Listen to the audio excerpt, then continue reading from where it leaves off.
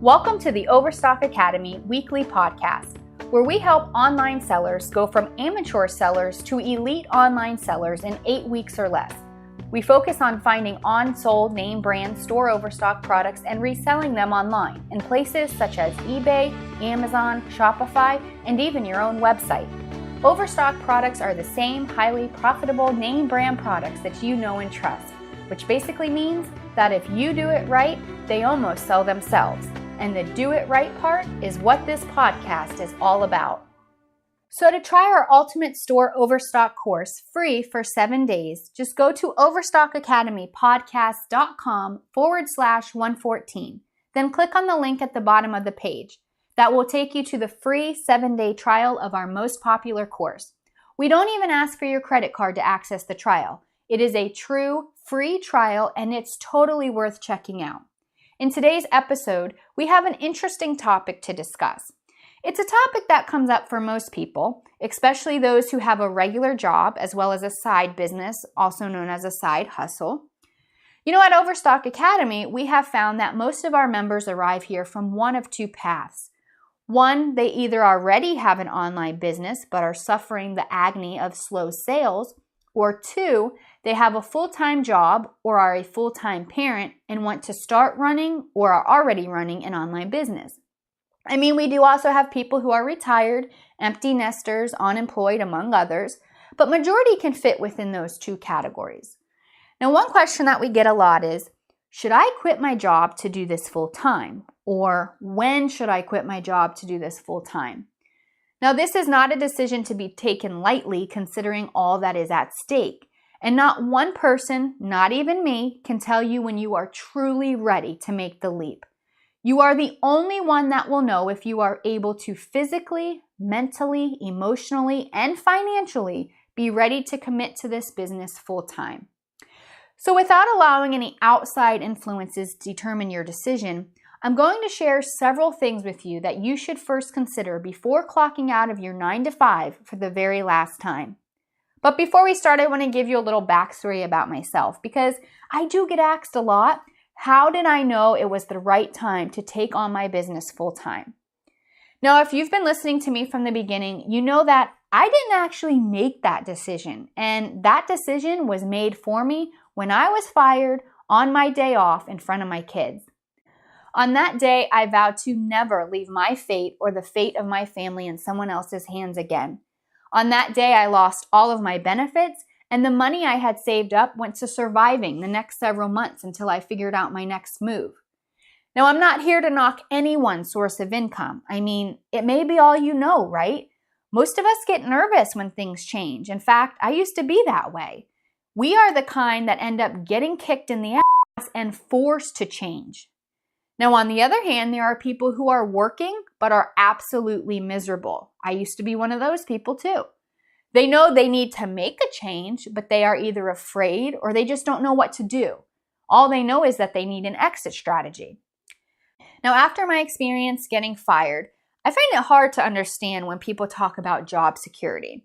I mean, a lot of people think that having a job is security, and I almost laugh when I hear that because there's nothing, absolutely nothing secure about being at the mercy of your boss or even your coworkers' mood, attitude, or intellectual capacity.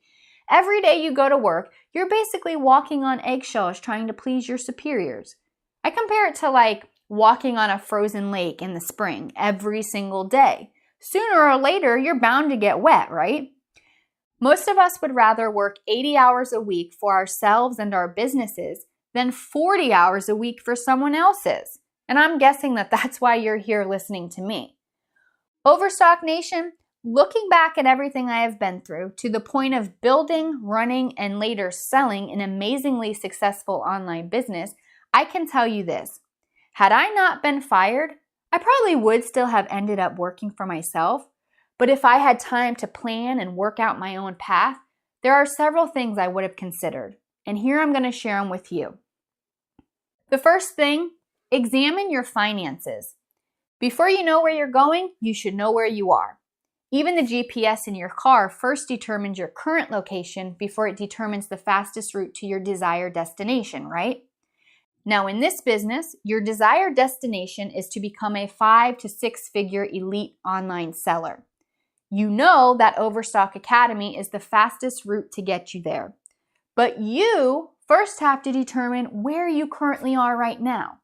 And in order to do this, you will have to evaluate where you currently stand financially. So I would suggest that you start by creating an expense sheet. This way you will be able to see what your monthly, your quarterly, and your annual expenses are. This is something you need to take very seriously and give yourself, I would say, a couple of days to put it all together. I can't tell you how many times I would spend hours working on my expense sheet. I would set up a budget only for a couple hours to pass, and then I would remember either a quarterly or an annual expense that I forgot to account for. So then I would have to sit down and spend a couple more hours redoing the entire budget. It was a total pain.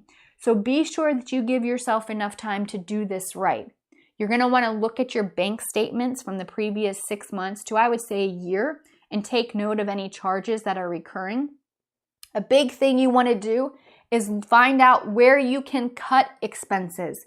Okay, if you're paying $35 a month for the gym and you can only make it there one time per week, maybe consider dropping that subscription and walk around your neighborhood instead.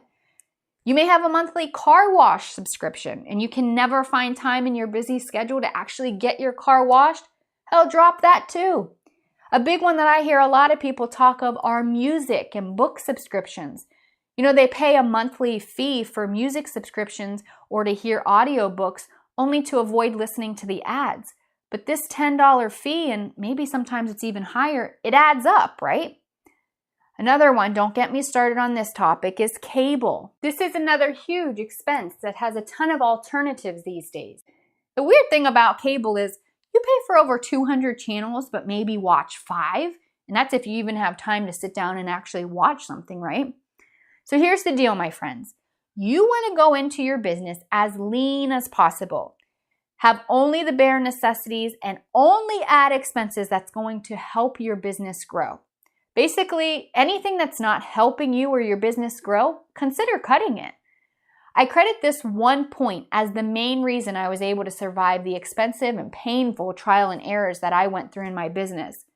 You need to be in a position to tell me at the drop of a hat how much your monthly expenses are, because at a minimum, that number is how much you need to make. At a minimum.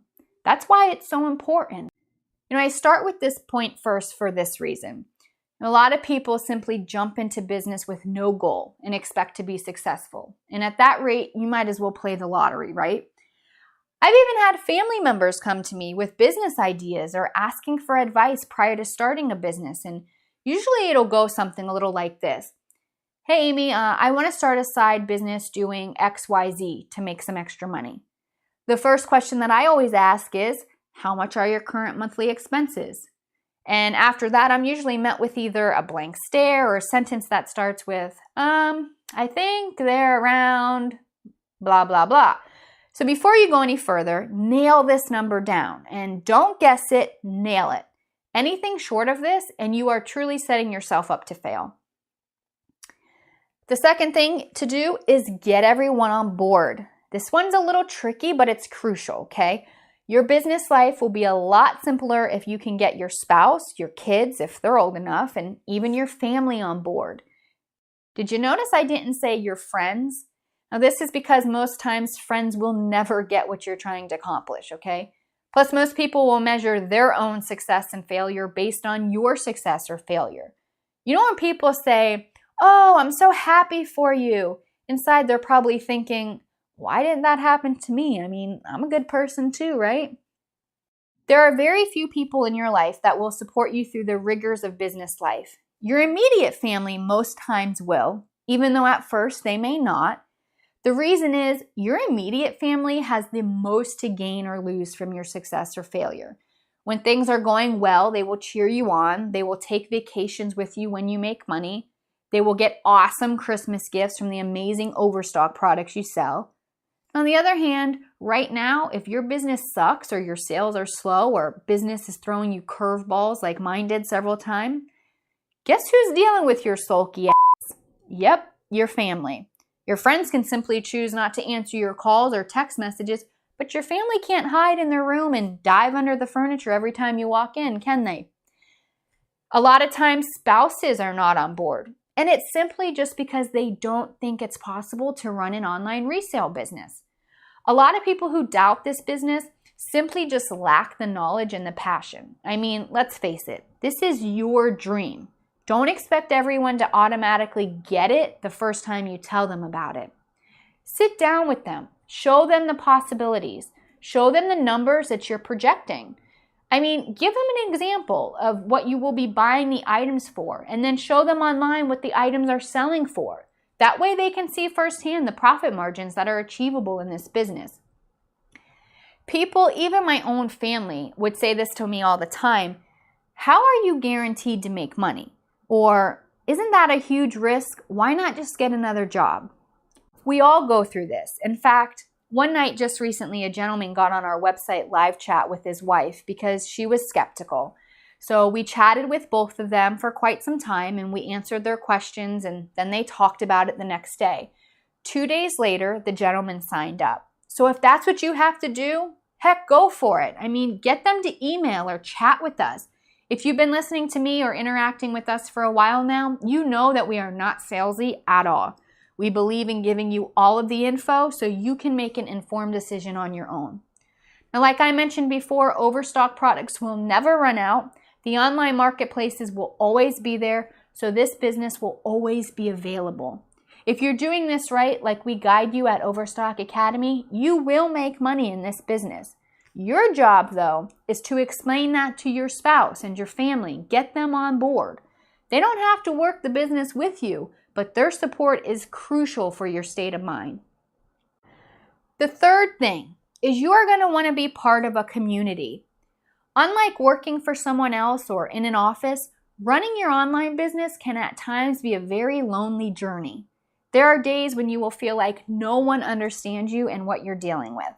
This is why a community of like-minded individuals is so crucial. You need people to bounce your ideas off of and people who have similar goals and perspective. Now at Overstock Academy, we have such a community, which includes myself and my team, who are also very, very experienced.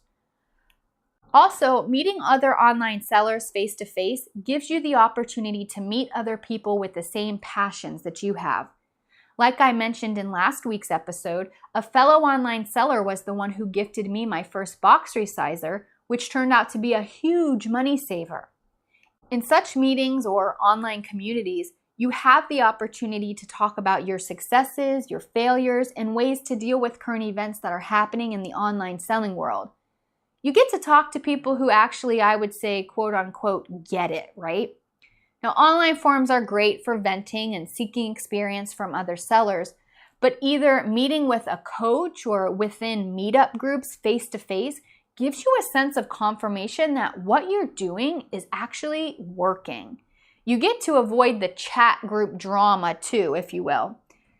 Now, I am, however, going to add this caution here because some of these online forums and groups can be very distracting and you could find yourself spending way too much time socializing on there.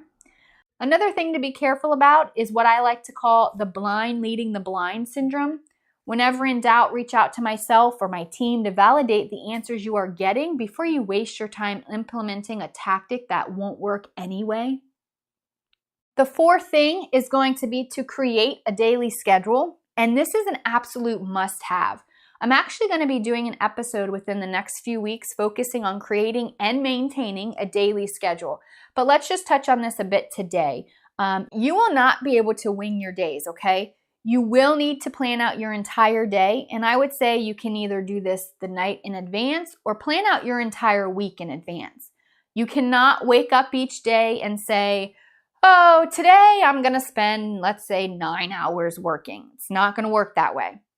If you have children that you have to take to school or an elderly relative to care for, heck, maybe you have a farm and you need to tend to your animals at certain times of the day. You will want to allow time for the things you have to do, make time for your work, and balance your home and social life. I can tell you that your life will be completely different once you commit to this full time. And you'll have to learn how to say no to your friends and your family who just think you're home hanging out. When you have 25 items to list and process and your best friend asks you to go out for lunch, you're going to have the willpower to say no. You'll realize that most people think that just because you quote unquote work from home, that you don't really work. They think you're just hanging out on your couch, binge watching shows on Netflix in your pajamas. I mean, seriously, this is what they think when you say, I work from home. Remember, this is a business and you must treat it like one in order for others to do so. And we're going to touch base on that more in just a minute. The fifth thing is you need to consider what benefits you will lose. Needless to say, for those who have a job with benefits, you will initially lose all of those. And I say initially because eventually you may decide to pay yourself through your business. Now, I'm talking about benefits like sick pay, sick days, paid vacation, even earned vacation days, 401k, and more importantly for most people, health insurance. When deciding that you're ready to leave your 9-to-5, you will really want to consider what you will lose. I've seen a lot of people just get so fed up, they will jump out of corporate America right away and not bat an eyelid. They are so happy to get out that they forget what they're walking away from. You have to be prepared to find other options and be sure that those options fit into your budget. Number 6, treat your business like a business. Now, I touched on this earlier. Just like anything else, people will only respect your business if you do. When they see you putting in long hours, canceling plans to get work done, they will know that you take your business seriously, and in return, they will take it seriously too. While I was working this business from my garage with a toddler, I had several friends that also had young children and were stay-at-home moms. We would always have to pass up play dates and skip reading time at the library because this was our source of income and the work had to get done in order for sales to be made so we could live the life we wanted to live, right? The 7th thing is be prepared for highs and lows. Like every business, you will have highs and lows, but being prepared for this is key. You will have to monitor the sales that you have for about 6 months to a year in order to determine your selling trends.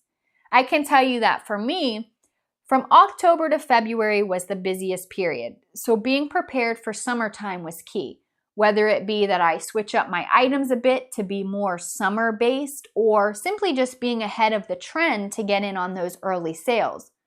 Now, it did take me a while to figure this out as well.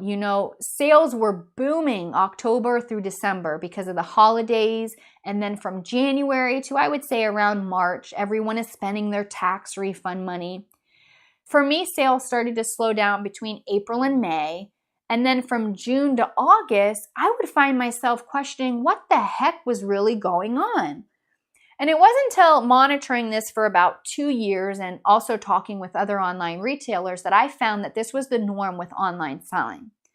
So how do you prepare for the lows? Now, my solution, like I said before, was to be prepared. Think about the seasons that will be approaching and start getting your inventory ready for the early shoppers for those seasons. For example, in April, as summer is approaching, you would want to start focusing on summer-related items. If you're into selling home goods, you would want to look into grills, outdoor patio sets, outdoor umbrellas, maybe small pool, summer wear, outdoor activity products, basically anything summer related. If you're into clothing, you'll want to get stocked up on your bathing suits, swim shoes, towels, even beach cover-ups, right? People shop early, so having these items before the season actually starts is key, and it gives you a head start with the sales as well. The 8th thing is don't put all your eggs in one basket.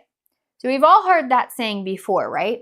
But what I mean by this, and like I share with you at Overstock Academy, is this.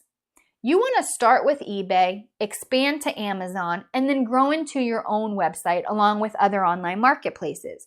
You don't want to list all of your inventory on just one and only one marketplace to be viewable by just that marketplace audience. You have the opportunity to share it on multiple marketplaces, making it viewable to hundreds of thousands of more people. Believe it or not, just like different types of people, if you will, shop at different retail stores, the same thing applies to online marketplaces. You may have an item on eBay at a cheaper price, but a committed Amazon shopper will never see it because they are only buying from Amazon for their own personal reasons, and vice versa.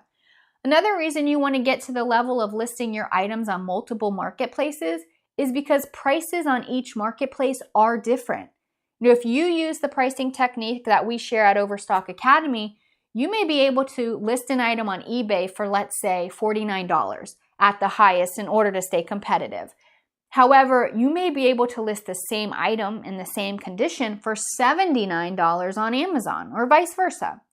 And don't worry, at Overstock Academy, we do guide you on how to manage your inventory on multiple marketplaces so you're not overselling your products. Now, one more important point on this, keep in mind that marketplaces are someone else's playground, if you will. And you're basically paying them to list your stuff on their platform because they have millions of shoppers. This means that you have very little control. They could easily shut down your selling account and feel nothing. But you, my friend, will definitely feel it. Before we wrap up today's episode, let's go ahead and get a couple questions in. I received a question that says, "Hi Amy, how important are tracking numbers when shipping items? I noticed that the fee increases when I add tracking when checking out at the post office." In my experience as an online seller, a tracking number is extremely important, okay? This is how the buyer will be assured the item has successfully been shipped, and also how the marketplace will verify the item was shipped if any problems arrive. Problems like the buyer not receiving the item altogether, or in those rare cases where a buyer tries to scam you by claiming they never received the item at all.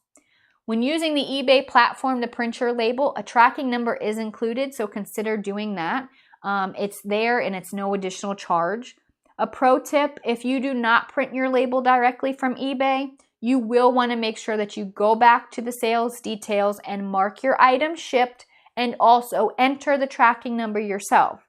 Failing to do this could result in your account being penalized because the marketplace is going to think you have not shipped the item simply because you just didn't mark it as shipped. Again, when you print your label directly from the marketplace, though, it will automatically send the buyer a message and it'll change the status of the order to ship.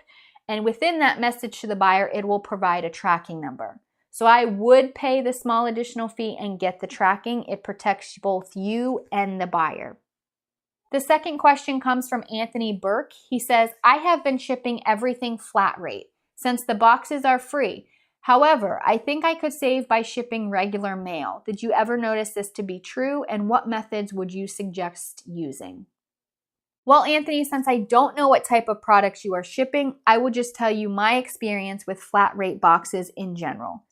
Not everything should ship in a flat rate box just because it fits into the box, okay? In fact, you are probably right when you say that regular mail may be cheaper. Like I mentioned in last week's episode, you will find that flat rate boxes come in handy for heavier items that actually fit into the box. For lighter items, I would use a generic box. While the flat rate boxes may be free, you could end up paying half the price all while using generic boxes and fillers. You will want to do your homework here, compare the prices with different shippers, and remember that USPS is not the only option, okay? So be sure that you recap last week's episode, which was episode 113, and implement the tips and guidelines, and you will find exactly what method you should be using for your products. So please don't forget to check out the free trial to the Ultimate Store Overstock course. Just go to overstockacademypodcast.com/114, then click on the link at the bottom of the page. That'll take you to the free 7-day trial of our most popular course. And like I said before, we don't even ask for your credit card to access the trial. It is a true free trial and it's totally worth checking out. We're here to take you from selling slow, low-demand products to in-demand, name-brand products. We show you techniques that, if done right, your products will basically sell themselves. That's how we take you from an amateur online seller to an elite online seller in 8 weeks or less.